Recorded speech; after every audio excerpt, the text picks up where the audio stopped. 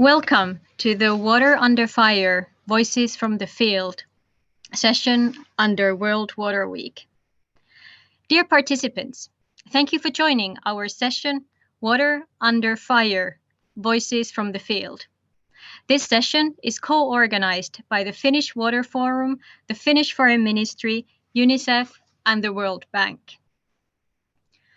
During the next hour, we wish to discuss the humanitarian development peace nexus and bring voices from the field to demonstrate how WASH undertakings can strengthen resilience and social cohesion. During this session, you also will be the first audience to see the fourth Water Under Fire report, which will be launched today in this session. Unlike the three former volumes, this volume is in a video format, depicting the Triple Nexus in action. We have the honor of listening to a recorded opening address from the Finnish Minister for Development and Foreign Trade, Mr. Ville Skinnari. Dear participants, Minister Skinnari and his opening remarks.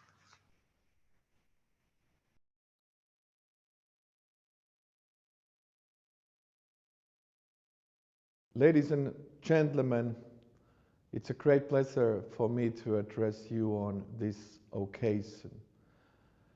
The latest IPCC report has once again reminded us about the speed and impact of climate change. We have experienced this firsthand through devastating floods and wildfires, also here in Europe. The water crisis is escalating worldwide. While some areas suffer from flooding, others are affected by droughts. As the lack of water spreads, tensions and also conflicts over water are on the rise. Climate change is a real threat multiplier for international peace, prosperity and security. On the other hand, water can also be the motivator for sustaining peace. Finland has a long history of promoting water cooperation and peace mediation. We are actively developing international agreements on transboundary water management, as this is a key part of the SDG 6 on water. Our own transboundary water cooperation has proven to be effective, and we also have a comprehensive water strategy, the Finnish Water Way. As there is a growing demand for water diplomacy, the Center for Peace Mediation within our Ministry for Foreign Affairs has set up water diplomacy as one of its key priorities. Recently, Finland provided strategic support in the Eastern Nile, where Egypt, Sudan and Ethiopia are negotiating on the GERD dam. As international leaders, we need to do more in terms of common approaches to common problems. We could start by agreeing on a common definition of water security. This could galvanize political will and action on shared water resources. Dear participants, water is all too often used as a weapon of war. The targeting of water infrastructure, sabotaging water resources, and denying access to safe water is deplorable. UNICEF has estimated that children are 20 times more likely to die of water-related diseases during war than in combat itself. Lack of clean and affordable water, sanitation and hygiene is often at the core of vulnerability of communities. Therefore, women, children, and persons with disabilities are ones most affected in these situations. It is critical to make sure equal enjoyment of human rights to water and sanitation, including through gender equality. The Water Under Fire campaign draws attention to safeguarding human rights to water and sanitation in fragile contexts. Today, we have the honor of being the first ones to see the new volume of the Water Under Fire report series produced for the first time in video form. We are still far from reaching the SDG 6 by 2030. The lack of a strong institutional framework for water issues at the global level means that we are not able to fully deal with the escalating water crisis worldwide. However, there is also new momentum for advancing water issues. Finland was honored to play a leading role in the joint statement prepared for the UN high-level meeting on water in March this year. The statement was joined by a record number of countries, more than 160 actually in total. This shows that large partnerships can be formed when there is enough political will. Finland will do its utmost to ensure a successful UN Water Conference in 2023. Ladies and gentlemen, in closing, I would like to warmly welcome the Water Under Fire report and its results, and wish to thank UNICEF, the Finnish Water Forum, and the World Bank for the great collaboration. I wish you all an interesting and fruitful event. Thank you so much.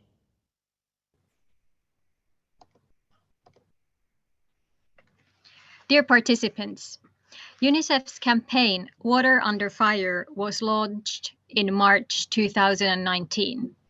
Its objective is to draw global attention to the changes needed to secure access to safe and sustainable water and sanitation in fragile contexts. This means building WASH sector resilience, inclusion of all at-risk groups in WASH systems, and strengthening conflict sensitivity in WASH programs. During this campaign, UNICEF has, until now, released 3 reports, including an action plan. Today, the 4th report will be published. The first volume focuses on emergencies, development, and peace. The second volume on effective humanitarian aid, and the third on armed conflict and children. And now we have reached the 4th volume, Voices from the Field, portraying WASH solutions that helped to build the resilience of communities. We will see it shortly, but before, Mr. Jamal Shah, UNICEF's WASH specialist, will present to you the Water Under Fire action plan. The floor is yours, Jamal. Thanks, Anna. So, I mean, you already mentioned that in 2019, the Water Under Fire series were started. So the first of these volumes, which was related to emergencies, development, and peace in fragile and conflict-affected contexts, was also launched during Stockholm World Water Week that year. Can we move to this next slide? Just a brief on the importance of the conflict prevention and peace building matters, why it matters to UNICEF. There are 420 million, 1 in 5, who live in conflict. Conflicts have grown more protected and now drive 80% of humanitarian needs. There are devastating impacts on the lives of children, which reverse the development gains and damage the long-term prospects of entire communities and societies. By 2030, 80% of the world's poorest will live in countries affected by conflict and fragility. Prevention therefore matters. $1 spent on conflict prevents $16 are saved down the road. Next slide, please. So UNICEF, in this Water Under Fire series, UNICEF had 3 key messages. The first one was that we need to link life-saving humanitarian responses to the development of sustainable water and sanitation systems for all, which was the subject of the volume 1.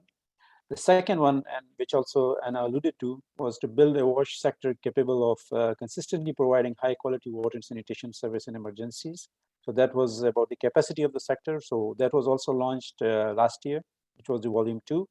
And the third one has also been launched, which is more on advocacy, which relates to the stopping the attacks on water and sanitation infrastructure and personnel. Next slide, please. So far as you know that we have this Water Under Fire Volume 1, so I just wanted to briefly touch on the change agenda, which this action and the action plans which results from this volume. Next one, please. So the change agenda, the first one is leaving no one behind, which means that we have to include all the vulnerable groups in the WASH system. The first point on this one is that we have to realize the rights to water and sanitation for the entire community, which should include host communities, IDPs, refugees, migrants, women, girls, and boys, persons with disabilities. And it has to be done through inclusive policies, planning, and programming. So it's not that we should be doing something which creates attention or which leaves people who have the right to water and sanitation. And to do that, we need to strengthen multi-sectoral collaboration, which will ensure multiple outcomes for children. So that's the first change agenda. Next slide, please. The second change agenda is to prevent and end conflicts. And here we have to strengthen conflict sensitivity and peace building in WASH programs. And the first point is that both humanitarian and development WASH interventions in fragile and conflict-affected contexts are conflict sensitive as a minimum requirement. This is very important, not only for humanitarian actors, but also for development actors, and it will help us in preventing conflicts and also, of course, ending conflicts. The second point is on governments. The WASH sector and private sector adopt systematic and strategic approach to address drivers and dynamics of conflict and to sustain peace. So WASH, of course, it's a technical sector, but it now has to expand itself and to include the strategic analysis which addresses drivers and dynamics of conflict. Next slide, please. And the last change agenda is on changing people's lives, which here the important message is that from delivering aid to ending need is important, and this can be done by strengthening WASH sector resilience. Here, the government, donors, banks, and WASH sector should ensure that emergency preparedness and prevention measures are incorporated into number 1, policies and strategies, number 2, planning, monitoring, and review, number 3, institutional arrangements, which include service delivery, accountability, and coordination, and last but not the least, capacity development. The important message here is to invest in humanity. Now, this action plan, I have just highlighted the key aspects of this action plan, but we have developed a comprehensive action plan, and we would be happy to share it with all the participants after this meeting. And if there is any interest from anyone in getting more details, they can contact us. Thanks. Back to you, Anna. Thank you very much, Jamal. And now, dear audience, it's time to release the 4th report, Water Under Fire, Voices from the Field. Enjoy.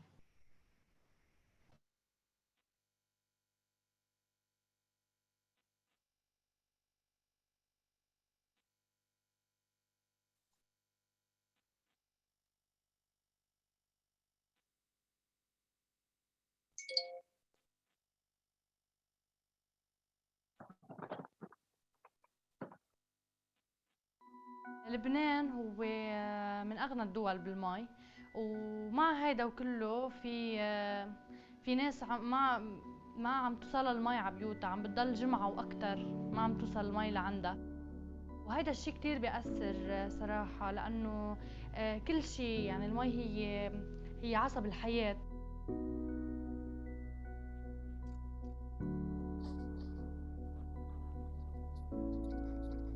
بصير في مشاكل كتير على المي، وقصة وضع كتير يعني نخلة المي كتير غالي، الشباب بتترك علمها بس كرمال تشتغل حيالله شيء ليقدروا يعملوا لقمة عيشهم. خالصة هندسة مدني بالجامعة اللبنانية وإلي سنة بلا شغل.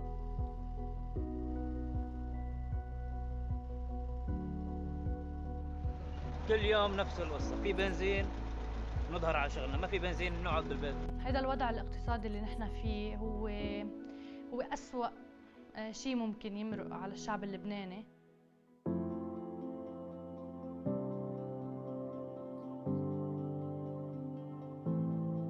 عرفت بالدورة عن طريق أصحاب إلي، وعرفت إنها هي عن دورة بناء وتجهيزات وحفر.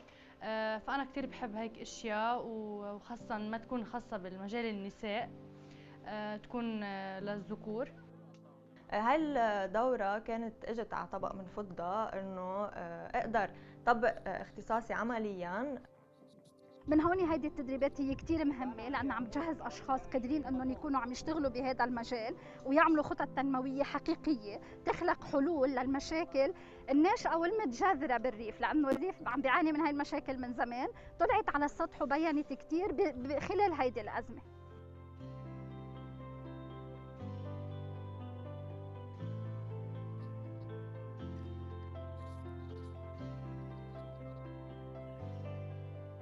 عايشة بلبنان صار لي شي 10 سنين تقريبا.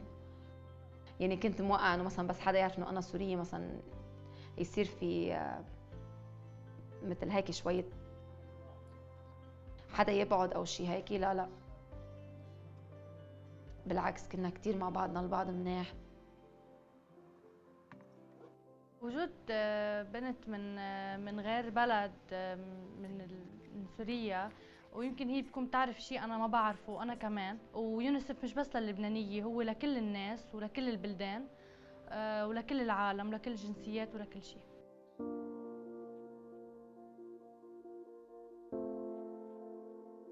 هلا المشروع بحد ذاته يعني مثل ما بيقولوا يعني نقطة ضوء بهالسواد الموجود بالمنطقة، عن طريق تأمين مي من بسري، من ابار بسري للخزان التجميع، ومنه بتتوزع على المنطقة.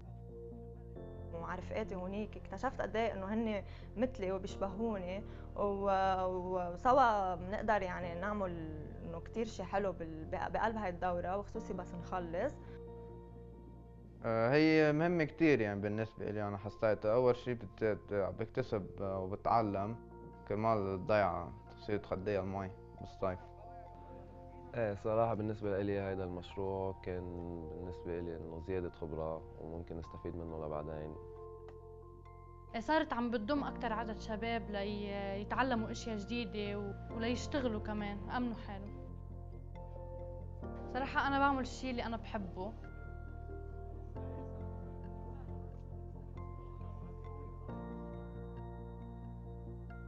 وبالنسبة إلي أنا ما بفرق لا دين أو طائفة أو بلد أو جنسية. نحن بالنهاية كلنا بشر، وهيدي الدورة هي للكل. نرجع مثل ما كنا بالأول، إيد وحدة، نساعد بعضنا البعض، إن كان سوري أو لبناني أو فلسطيني مش مهم، المهم كلنا ببلد نجتمع لحتى نقدر نظبط الوضع بلبنان.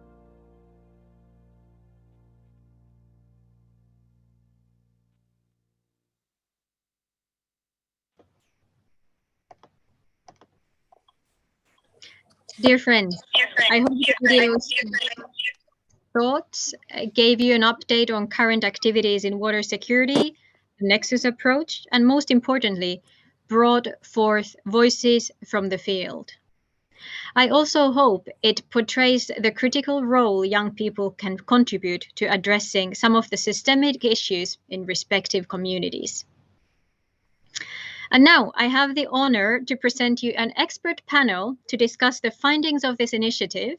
We have representatives from both the field and the government. Let me first give the word to Ms. Kellyanne Naylor. She is the Associate Director of WASH at the UNICEF headquarters and joins us from New York today. Ms. Naylor has 20 years of experience in the WASH sector, managing urban, peri-urban, and rural water sanitation and hygiene programs in Central Africa, South Asia, Latin America, the Caribbean, and North America. Ms. Naylor joined the UNICEF headquarters from the West and Central Africa Regional Office, where she served as Regional WASH Advisor, providing technical assistance and guidance for WASH programs in 24 countries, including during the 2014 West Africa Ebola virus outbreak and the Lake Chad Basin crisis. She is certainly the right person to share ideas about the Triple Nexus. Ms. Naylor, why do we want to pursue the humanitarian development peace nexus in the water sector? Thank you so much, Anna, and it's just such a pleasure to be here and to see so many friends and champions of Water Under Fire. I think it's always really humbling to speak after the voices of these young people, and I think it just speaks to how important Stockholm has been in this journey, as Jamal had mentioned. You know, this whole campaign really started with the first volume that launched here in 2019, and so we're so pleased to be here today.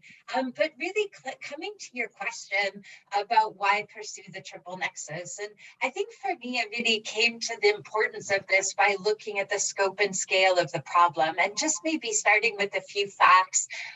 I think it's really important to understand that today more than 1/3 of the world's children's population lives in fragile settings.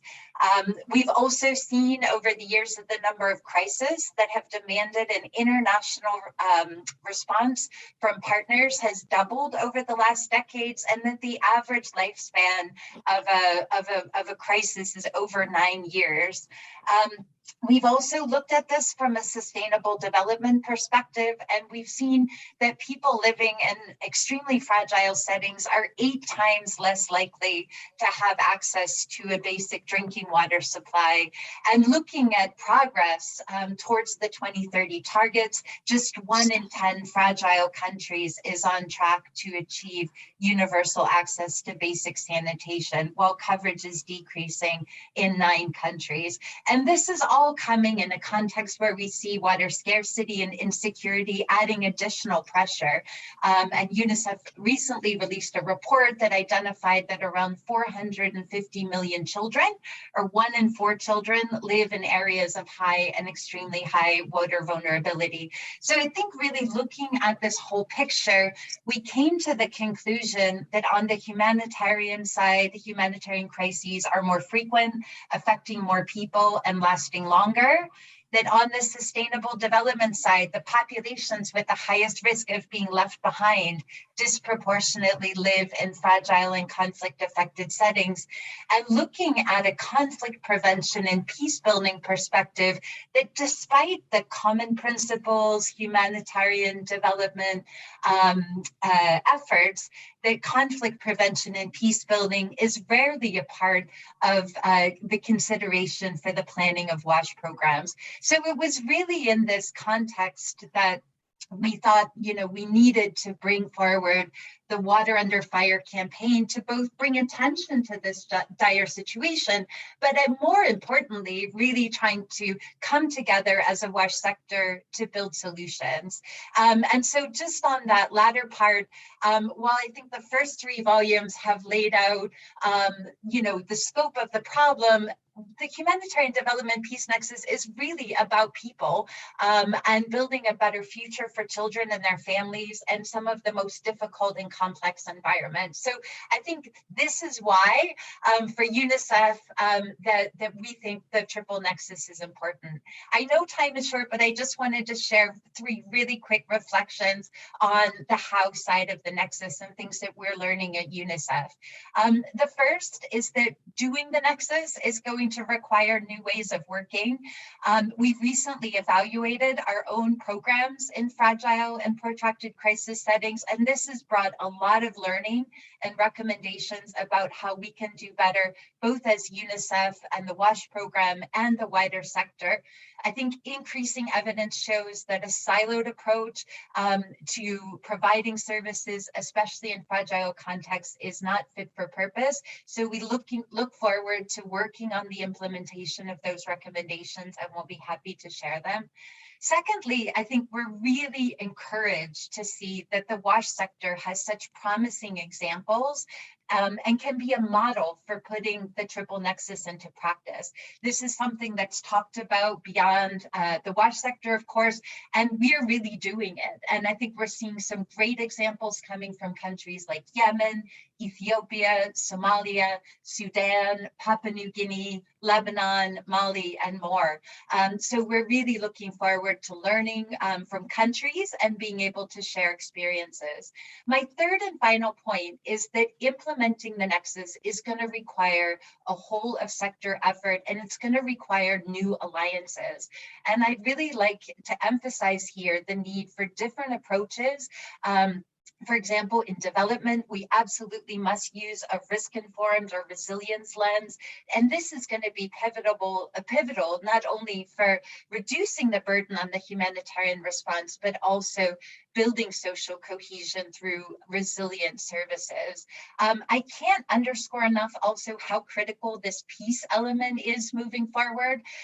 It really goes beyond doing no harm, which I think has been a part of the work we've done for a long time, but we must work towards strengthening social cohesion at community level and also extending this broader to cover cross-border peace issues. And I think with challenges like climate change, water scarcity, population dynamics, pandemics, and the changing nature of conflicts, we can only expect these water disputes prevalence to increase. So this is where we're really going to need new alliances with the peace building sector, with those working on water conventions and cooperation, the peace and security pillar of the United Nations, and last but not least, young people. And I really wanted to emphasize this role that young people can have as agents of change. We've seen this in our work in Lebanon as many of these other settings where young people are really leading these efforts, but clearly more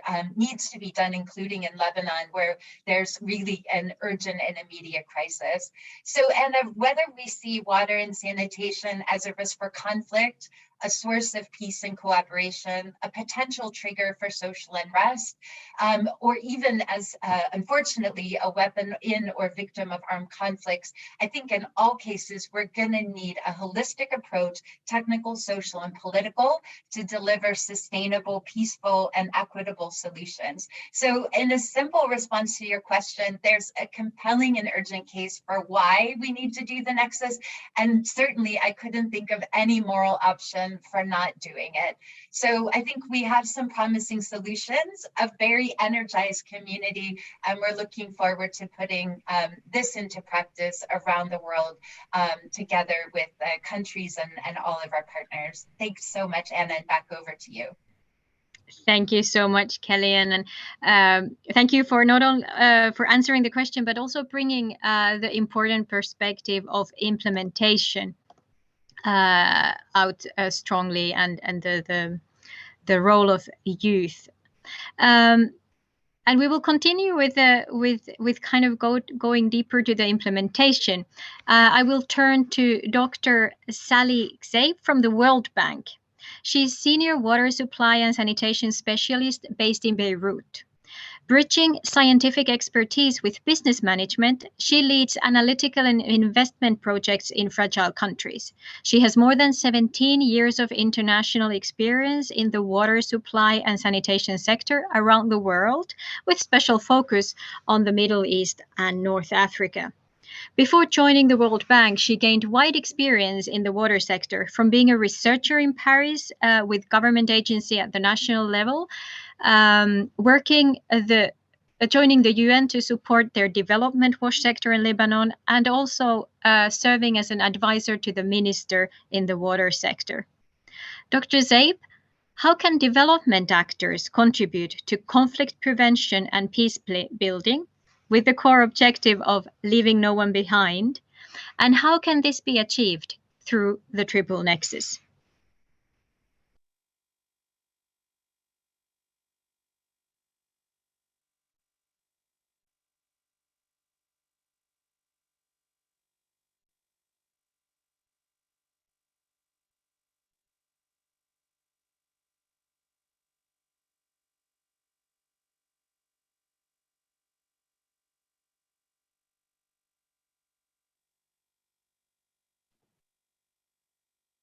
Sally, are you there? We can't hear or see you.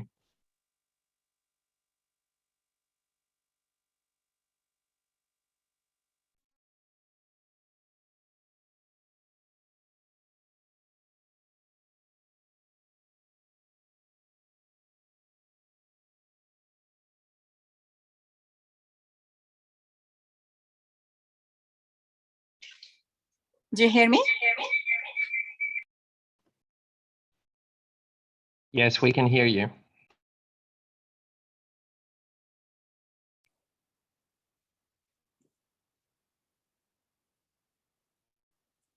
So let me restart, Anna, and thank you for the question. So to ensure building peace, the water service providers operating in protracted crisis, their government, humanitarian, and development agencies should better understand three important aspects: the roots for pre-crisis vulnerabilities, the way that these vulnerabilities get exposed during crisis, and also what can be done jointly to stem the rate of service decline during protracted crisis, with a core objective of leaving no one behind. To do so, first, securing water service delivery to the most vulnerable people would contribute to build peace. As we know, the water insecurity leads to conflict and weakened the social contract, which would become ingredient and compounds for fragility that would lead to aggravate the water management challenges. So conflicts can be prevented by taking action at early stage. It's important to know what's happening on the ground, what the role of water is in the conflict, and what factors development actors can influence to support in solving this conflict. Second, ensuring an equal distribution of water during protracted crisis. As we have seen from the video, when it was reflected about the Syrian displaced people who were moved to Lebanon, so having more an equitable and equal distribution of the water for the host community and also for displaced people will result in limiting grievances that can emerge between both of them. Also, maintaining and building water infrastructure, usually it is based on the financing coming from the government and also from the tariff. The case of Lebanon that was seen in the video with the financial crisis, that tariff has been devaluated due to the devaluation of the Lebanese pound and lost its costs. So in these conditions, how all the partners, humanitarian and development, would be able to support the water service provider with some, like raising some more broader question. Should the service provider provide, for example, 50 liters per capita per day instead of 150 liters per capita per day? What would be the minimal that can be provided to the water services in order to ensure that these people are receiving tap water and having a good quality? Or in case of fuel crisis, with investing in solar renewable energy to cut the inevitable cost of energy cost. As we have stated in the joint report that was recently launched between the UNICEF, World Bank, and ICRC, it challenged us as humanitarian development actors is whether the resilience measures that to adopt in more stable context would in fact help protect the basic services if they were suddenly faced with protracted crisis. My third point about how to reduce and to avoid conflict is having more the participatory approach and rebuilding the social contract through transparent communication and sharing knowledge. So first, having a strong coordination between all partners. And this is where we have more like working hand in hand to support the service provider between the development actors and humanitarian actors. Having a dialogue is important in every conflict. And often people try to resolve conflicts by controlling them, but it rarely works. Since water might be one of the drivers of conflict, it's important to have a dialogue between the different local stakeholders about water-related issues, and that in order to identify the needed action to be addressed as early as possible and ensure that the water is being secured for everyone. Sharing information, data, and knowledge is something very important. Transparency, building the public trust through sharing these detailed data as it is fundamental. being validated on the ground, and also shared with all the local communities and partners in order to understand what are the factors that can be ingredients of conflict. Having a meaningful participation in decision-making is also important. So how the development partners would support the government in making their national, for example, strategy be consulted widely. And also having that participatory approach and engagement of stakeholders to increase their awareness about the water and about the action that should be taken at the level of the community, so it can have, as actions can have impact on them. And finally, communication is being also vital for any action, and it can gain trust and cooperation to reduce consumption, for example. And this is a case of, we can give the case of Cape Town, where open communication had built trust in order to reduce the use of water and building more trust with the people. So building on these 3 points, I think all that triple nexus would support in building peace and avoid conflict. Thank you. Thank you very much, Sally. Great points. Thank you. Now we wish to hear some more experiences from the field. Dr. Dabia Farouk from the Ministry of Housing, Construction and Public Municipalities, Iraq. Dr. Farouk, based on Iraq's recent past, what challenges have appeared related to implementing the Triple Nexus? What have been the successes, and what is the future outlook of Iraq in this area?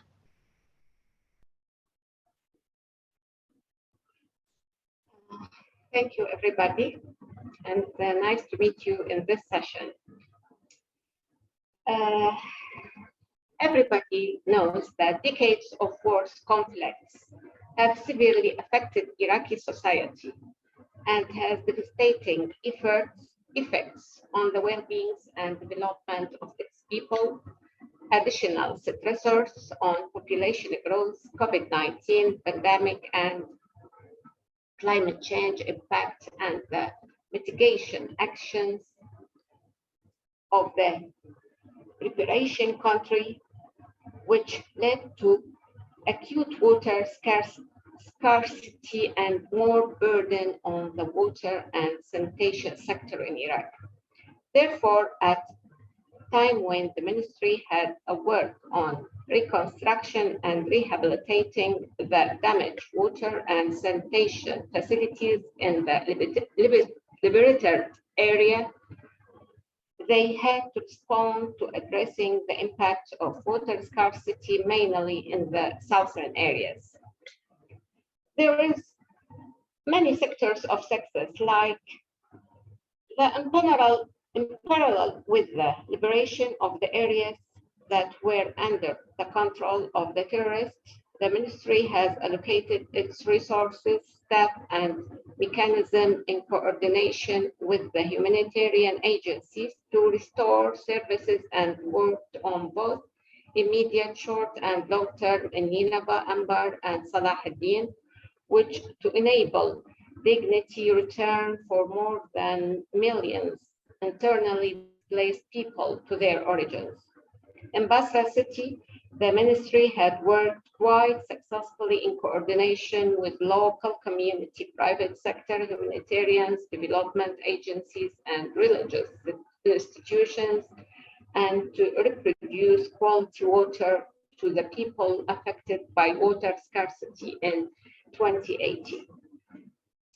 There are further outlooks, such as engaging with local and national structures requires important emphasis, ensuring that national and local institutions are better equipped and prepared to consult with communities and respond to their needs. Second, as the government is ultimately accountable for ensuring access to quality services, the interlinked nature of water management and governance problem makes it hard to ascribe responsibility to any one governmental ministry or department. Its need for aligned actions from different sectors and actors, and for inclusive public-private partnership and support from international community and development partners. Third point which is very important is understanding the size of damage to the conflicts is one of the key solutions is for the water issue in Iraq is to build an advanced system to collect data about water resources level, segregate the demand of water, water consumption, water losses, drought level, etc. Because by collecting data, we can anticipate the problem and help us to be prepared and establish or work on solutions. It's quite important to educate and raising awareness of the society and the people about this issue of water and predicted problems and how important to save the water resources available and urge the people to understand the water issue and how this issue would affect their lives on every aspect of the life, as well as one of the important components of the solution that the government need to work with support from development partner in adapting new technology of water treatment and water harvesting by exploit the new water and wastewater treatment plants. Thank you very much.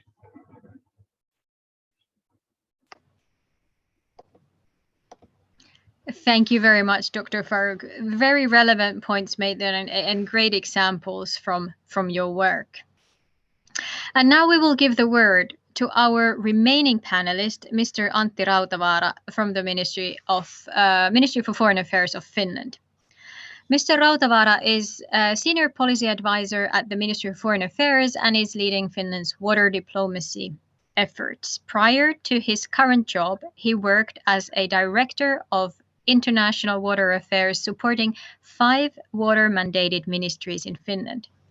From 2014 to 16, he managed the UNICEF Nepal water section during the Gorkha earthquake, including leadership and coordination of the water sector response and humanitarian cluster coordination for over 4 million people.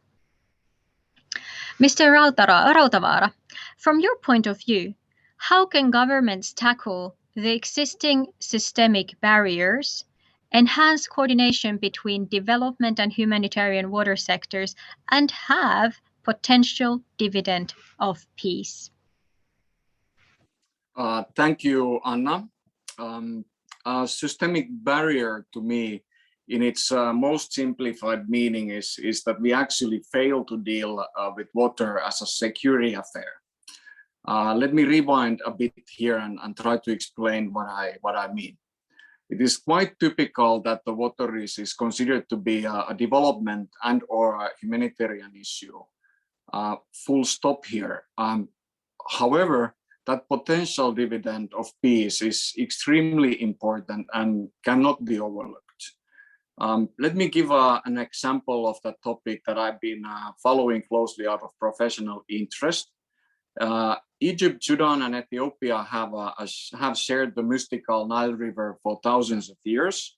Since early 2000, the countries, together with the international community, attempted to use Nile River as a source of peace and prosperity. The so-called Nile Basin discussions led to negotiation of cooperative framework agreement in order to establish a Nile River Basin Commission, including all its operations. These negotiations lasted for a full decade, but could not be fully completed due to a famous Article 14b. This article was about water security. It is noteworthy that we as a global water society do not have a agreed definition of the concept itself, the water security. Still, water security is at the heart of Sustainable Development Goal 6 on water. Well, I actually dare to state that we as a global community, in a way, are trying to accelerate the implementation of SDG 6 on water with brakes on until the water security concept is agreed upon. So returning to the Nile River, since 2011, Ethiopia has been constructing a Grand Ethiopian Renaissance Dam, or GERD, which is going to be one of the largest dams globally. Its reservoir sums up to 74 billion cubic meters, and its first filling is going to take at least some 4 to 7 years. Well, I'm not going to delve into specifics of the GERD or the related negotiations, but using here the GERD as a super concrete example of that water is no longer just development or humanitarian affair. A part of the three negotiating parties, also US, EU, and South Africa are involved as observers. African Union is facilitating the negotiations. Regardless of these heavyweight political powers involved, the negotiations on GERD are not progressing. And actually some of the parties, for varying reasons, have taken this affair into United Nations Security Council. Last discussions at the Security Council were 7th of July this year. So GERD negotiations shall continue now under the African Union umbrella, but the significance is that this illustrates most concretely that water affairs are de facto also foreign and security policy affairs for all the countries. This political angle is actually not just between the states, but also reality at national and local politics, where water affairs may be taking less rational routes due to political or security affairs. As our minister mentioned in the opening statement, 164 countries signed in the joint water statement this February at the UN meeting in New York. This joint statement actually paves the way towards 2023 UN Water Conference, which is first of its kind in several decades. So finally, all this actually means to me that a major paradigm shift has already happened. Water is de facto a security and foreign policy resource and measure, which is why it is time to agree on a definition of water security and appropriately link it with security structures. To end, let me just still stress that it is and has been great to work in a partnership together with UNICEF on the water and peace agenda over the past years. So happy to be here together with you. Thanks.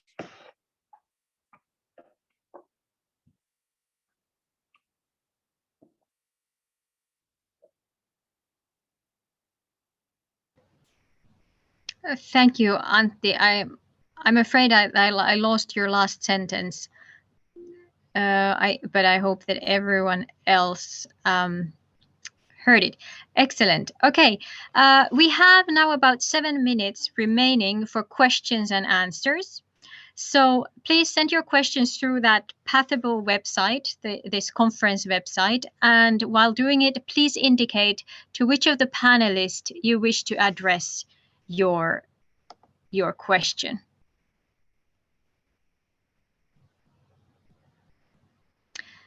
Okay, thank you. We have the first one here, and it's about the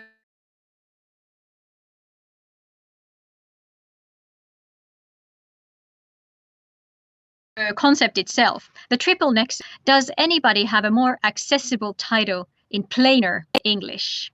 I'll start with Kellyanne. That's a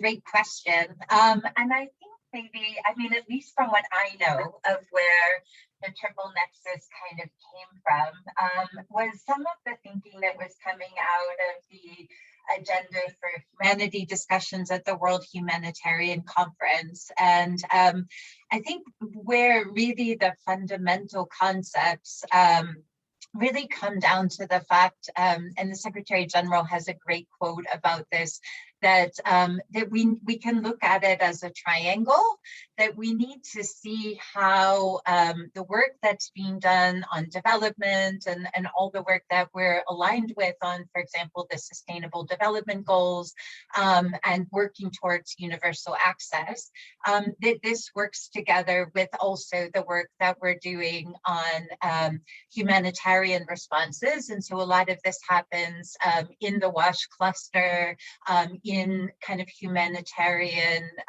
forums, and that's looking often at addressing immediate needs. But a lot of times, in my experience, these immediate needs, especially when they're happening in places where people didn't already have access to water and sanitation, this creates kind of a double emergency, because you have this gap in actual baseline access to water and sanitation, and on top of it you have an emergency. So that's kind of the second piece of the triangle. And then this whole part that I think Antti was really describing at the bottom, which is really around these other dimensions, with the fact that water is not only physically scarce, but it's also something that can be contested, whether it's between communities or across borders, and that we need to be bringing solutions that can also bring this kind of solution oriented with the political and the security and peace building dimension. And I think and also alongside of that, it's the human rights to water and sanitation. And so I think it's being able to bring all of these things together and looking at the fact that they come together in different time elements sometimes. And I think often we say the humanitarian development peace nexus, and I think sometimes we think it's really about what we do in development that is building resilience, that is making the impact of those crises less significant, but likewise you can kind of go around the triangle in different directions. But I know also, Antti, I'm sort of looking at you too, because I know the European Union has council conclusions also on the Triple Nexus, which in Finland's presidency of the EU was something that Finland was really championing. And so, there's also probably also some more political or agreed on definitions, but that's really kind of my practical, how I see it and how it links to kind of the different UN pillars that are working together on that triangle. Thank you, Kelly. I will give also the opportunity to Antti or Sally or Dr. Tavia to take your point of view here too. How does this resonate on the field? I don't know to whom it is. It okay if I take it? Let me just follow on on Kellyanne, because I think we need to also acknowledge that the Nexus approach is really driving towards creation of human security. And now when in our discussion today, we are talking about the humanitarian and development and peace nexus, we also must acknowledge that there are some other nexuses which are in the play. There is a nexus on security, sustainability, and resilience. There is the I would call it a bio nexus, where we have energy, forestry, water, and food. And all of these, at least 3 different nexuses, that they all sync with each other. So in different, if you're in development or humanitarian phase, it becomes a different tools that you employ in the bio nexus front. And there you must be avoiding the trade-offs between different parts of the nexus and try to find those synergies between the different phases. In our discussion today, we need to find the synergies where the development and the peace, for example, work together for the sustainable water provision. Thanks. Thank you very much. Just a quick look to Sally and Tavia, if you want to take the floor. Sally, please. Yes, quickly, just like to complement or to add a bit for Auntie and Kelly, it's like indeed it's a humanitarian development peace nexus, and it's a concept where there will be like kind of envisioning stronger collaboration and coordination on the ground. I can give an example. For example, in the case of Lebanon, we're working. So Lebanon went through different crises. For example, from the explosion of the port in August until now the financial crisis and what the sector is facing, working together with the UN agencies, with all the partners on the ground, is really a kind of a real example how we can work all together in order to support the countries in need and in order to ensure that no conflict or try to build the peace on the ground with the different with the communities in order to everyone receive water as it is needed. Thank you. Thank you very much. Dr. Farouk, do you want to say your reaction to this Triple Nexus concept, please?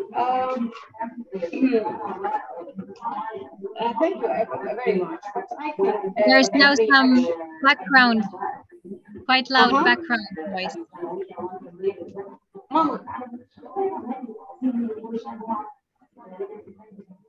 I think every action will be very benefits and achieving balanced development, securely, geographically, and environmentally, to achieve the goals of social development and to eliminate the differences between population groups and the differences between the different governorates and regions, to extend the positive effects of development to cover all vulnerable and fragile groups in the economy and society.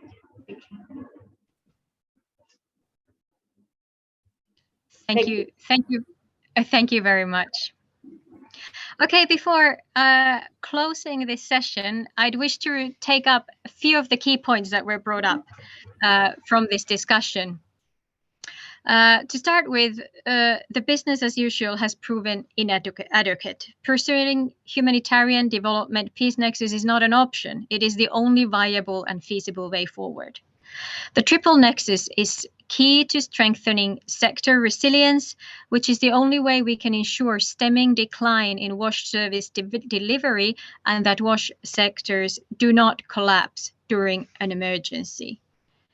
We also need a holistic approach to WASH involving technical and political work to deliver sustainable and equitable solutions. For the development actors to contribute to conflict prevention and peace building with leaving no one behind, we must remember the balance that was just referred to. We have to secure water service delivery to the most vulnerable people so that we can contribute to peace. We must ensure an equal distribution of water during protracted crisis, and we must participate in rebuilding the social contract through transparent communication and sharing knowledge. And then from a more multilateral perspective, as Mr. Rautavaara mentioned, water infrastructure was discussed in the UN Security Council in July this year. It means that the paradigm shift has already happened, and water is de facto a foreign and security policy resource and measure. Because of this, it is a high time to define and agree water security as a concept and build global water governance structure, appropriately linking it with security structures. On these notes, on behalf of all the parties co-organizing this session, I wish you all a great continuation of 2021 World Water Week. Thank you very much. Thank you very much. Thanks, everyone. Thank you.